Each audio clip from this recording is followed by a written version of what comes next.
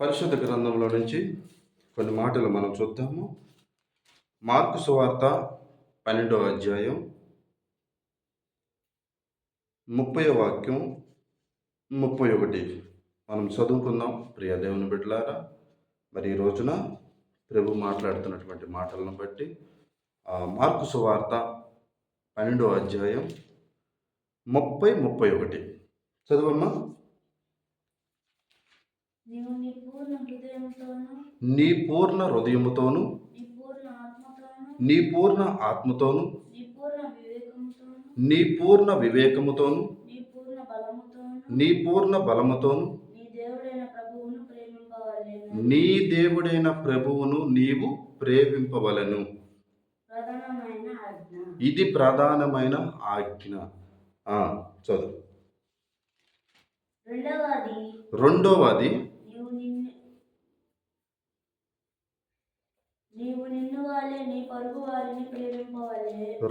ఆజ్ఞ నిన్ను వలె నీ పొరుగు వారిని ప్రేమింపవలని రెండవ ఆజ్ఞ. వీటికంటే ముఖ్యమైన ఆజ్ఞ మరేది లేదని అతనితో చెప్పాను. వీటికన్నా ముఖ్యమైన ఆజ్ఞ మరొకటి లేదే అని అతనితో చెప్పాను. హల్లెలూయా. పరిశుద్ధుడైన తండ్రి, నీకే స్తోత్రాలు నాయన.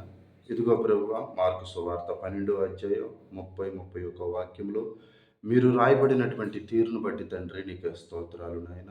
అయా, మరి అమూల్యమైన మాటలతో అయా లైవ్లో చూస్తున్నటువంటి బిడ్డలు తండ్రి, అయా సంఘంలో ఉన్నటువంటి బిడ్డలను బట్టి నీ మాటలను బట్టి ప్రభువా, వాళ్ళ హృదయాలు భద్రపరిచి స్థిరపరిచి వాక్యానుసారంగా నడుచుకునే బిడ్డలుగా మీరు దీవించమని యేసు నామములో అడిగి ప్రార్థన చేస్తున్నాను తండ్రి, ఆమేన్.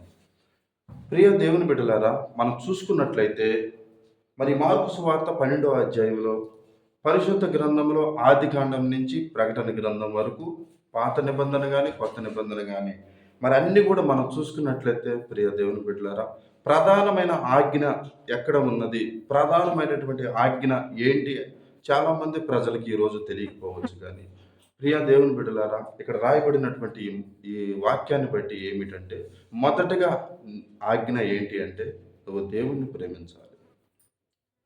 దేన్ని ప్రేమించాలి? నువ్వు దేవుణ్ణి ప్రేమించాలి. రెండవ ఆజ్ఞ నిన్ను వలె నీ పొరుగు వారిని ప్రేమించాలి.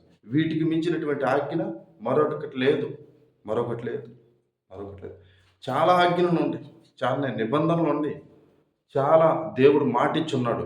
కానీ వీటన్నిటికన్నా ప్రాముఖ్యమైనది ఏంటి అని అంటే ఇదే. పరిశుద్ధ గ్రంథంలో రాయబడినటువంటి మాట ఏంటంటే, నిన్ను వల్లే నీ పొరుగు వారిని నువ్వు ప్రేమించాలి. ప్రియ సహోదరి సహోదరుడా, నువ్వు భార్యని ప్రేమిస్తున్నావేమో, అది కొద్ది కాలమే. అది శాశ్వతమైన ప్రేమ కాదు. అది శరీరమైనటువంటి శాశ్వతం. పరలోకం ముందున్నటువంటి దేవుడినిగా నువ్వు ప్రేమించగలిగితే నిత్య జీవములో నువ్వు యుగయుగాలు దేవునితో గడపాలి, దేవునితో ఉండాలి. ఈ భూమి మీద ఉన్నటువంటిది ప్రతి ఒక్కటి కూడా నువ్వు ఈరోజు తెలుసుకోవాలి. ఈ భూమి మీద ఉన్నటువంటి ప్రతి ఒక్కటి కూడా, ఈ లోకములో ఉన్నదంతయు శరీరాశ, నేత్రాశ, ఈ లోకాశలో జీవపు డంబం నా వల్ల పుట్టినవి కాదని ప్రభు స్పష్టంగా అక్కడ ఇచ్చాడు. దేవుడు నీకు కారు ఇచ్చాడేమో, దేవుడు నీకు పొలం ఇచ్చాడేమో, దేవుడు నీకు ఒక మంచి ఉద్యోగం ఇచ్చాడేమో, దేవుడు నీకు భర్తనిచ్చాడేమో, దేవుడు నీకు భార్యని ఇచ్చాడేమో, దేవుడు నీకు తల్లిదండ్రులను ఇచ్చాడేమో. కానీ అన్నిటికన్నా కూడా నువ్వు ప్రేమించాలి అనేటువంటి ఆజ్ఞ ఏంటి అంటే, నువ్వు మొదటగా నువ్వు దేవుణ్ణి ప్రేమించాలి. మొదటగా ఈరోజు తెలుసుకో ప్రియ దేవుని బిడ్డ, ఈరోజు తెలుసుకో. నువ్వు దేవుణ్ణి ప్రేమించాలి అని అంటే నువ్వు దేవుణ్ణి ప్రేమించాలి. మొదటిగా దేవుణ్ణి ప్రేమించాలి. నేను ఒక వ్యక్తిని ప్రేమించాను, ఆ వ్యక్తిని పెళ్లి చేసుకున్నాను, ఆ వ్యక్తి అంటే నాకు ఇష్టం, ఆ వ్యక్తిని నేను ఇష్టపడుతున్నాను. ఇది కొద్ది కాలమే, ఇది కొద్ది కాలం, శాశ్వతంగా ఉండదు. నువ్వు ఇక్కడ భూమి మీద నీకు ఎంత అయితే ఆయుష్ ఇచ్చాడో ఆ బతికున్న నాలే కానీ నీకు శాశ్వతమైనటువంటి జీవితం కాదు ఇది. శాశ్వతమైనటువంటి జీవితం కాదు ఇది. మొదటగా నీవు దేవుణ్ణి ప్రేమించగలిగితే నీకన్నా మరొకరు దేవుడికి దగ్గర ఎవ్వరు అవ్వలేరు. మోషే కూడా దేవుణ్ణి ప్రేమించాడు.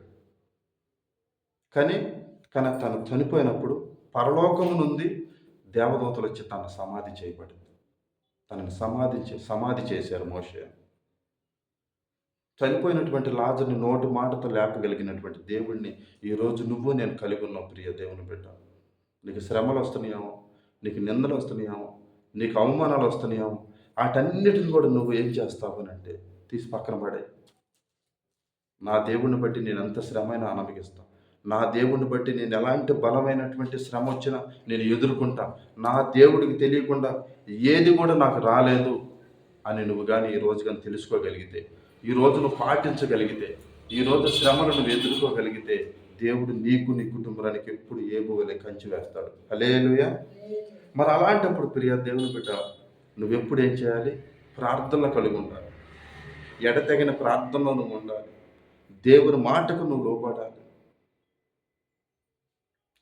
అదే రీతిగా మనం చూసుకున్నట్లయితే నువ్వు మొదటగా దేన్ని వెతుక్కోవాలి? నువ్వు ఏంటి? నువ్వు దేన్ని వెతుక్కోవాలి అంటే మత్తయి సువార్త 6వ అధ్యాయం 33వ వాక్యం చూడమ్మ ఒకసారి. మత్తయి సువార్త 6వ అధ్యాయం మత్తయి సువార్త 6వ అధ్యాయం 33వ వాక్యం.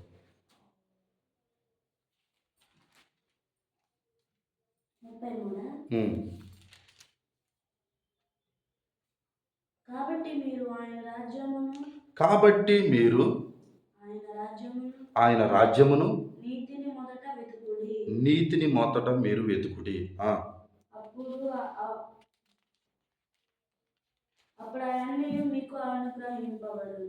అప్పుడు అవన్నీ మీకు అనుగ్రహింపబడును. మొదటగా ఏం ఎతకాలి? మనం ఆయన నీతిని, ఆయన రాజ్యాన్ని మనం వెతకాలి. నువ్వేం వెతుకుతున్నావు? ఈ ఉదయకాల సమయాన నువ్వేం వెతుకుతున్నావు? టయానికి మందిరానికి వెళ్ళగలుగుతున్నావా? అది ఆయన నీతి, అది ఆయన రాజ్యం. ఆయన సన్నిధిలో నువ్వు ముందు రాగలుగుతున్నావా? అందరికన్నా ముందు వచ్చి పరిచర్య ఉంటుంది, ఇవన్నీ చేయగలుగుతున్నావా? ఉపవాస ప్రార్థనకి వెళ్ళగలుగుతున్నావా? దేవుని సన్నిధిలో మోకరించగలుగుతున్నావా? ప్రియ దేవుని బిడ్డ, నువ్వు అనే ప్రతి స్తుతి నీ స్థితిని మార్చిద్దని జ్ఞాపకం చేసుకో. హల్లెలూయా. నువ్వు దేవుని స్తుతించడం ద్వారా నీ స్థితిగతులు మారుతాయి. నువ్వు ఆ స్థితిలో ఆపేసుకొని నువ్వేదో టీవీలు సీరియల్ చూసుకుంటూ నువ్వేదో నామకార్థమైన భక్తి చేస్తే అలాంటి నామకార్థమైన భక్తి ఒకరోజు నీకు ఉరిగా మారుతుంది, నీకు శాపంగా మారుతుంది. వాక్యం ఏం చెప్తుంది?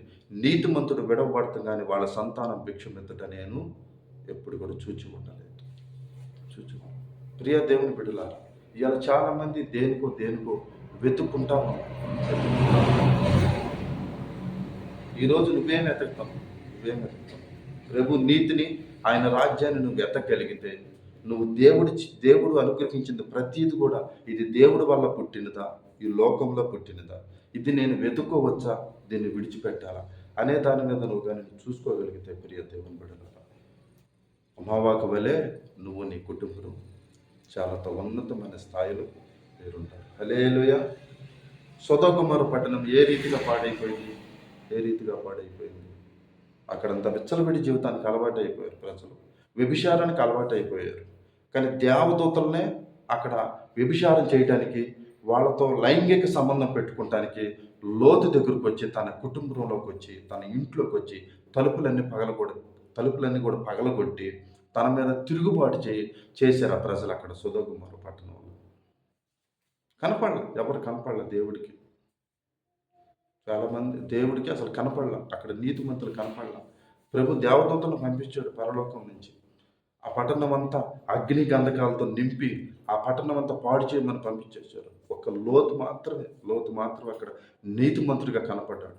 ఒక లోతు నీతిమంతుడు అవటం ద్వారా తన పిల్లలు, తన భార్య రక్షించబడ్డారు. భార్య రక్షించబడలేదు, భార్య ఉక్కు స్తంభం అయిపోయిందంటే ఒక ఆజ్ఞని అక్కడ రిలీజ్ చేశారు వాళ్ళు దేవదూతలు. పరిగెత్తుకుంటూ మీరు వెళ్ళిపోండి, ఈ పట్టణం అంతా పాడైపోతుంది, ఈ పట్టణం అంతా మేము ధ్వంసం చేయబోతున్నాం, దేవుడు ఈ పట్టణం అంతా పాడు చేయమన్నాడు, ఇక్కడంతా నీతిమంతులు లేరు, అందుకని మేము వచ్చాం. పరలోకం నుంచి దిగొచ్చినటువంటి దేవదూతలను కూడా వీరు వ్యభిచరించాలి, వీళ్ళు పాడు చేయాలి అనే ఆలోచన కలిగి ఉన్నారంటే అక్కడ అక్కడ ప్రజలు ఎలాంటి వాళ్ళు ప్రియ దేవుని బిడ్డలారా మీరు తెలుసుకోండి.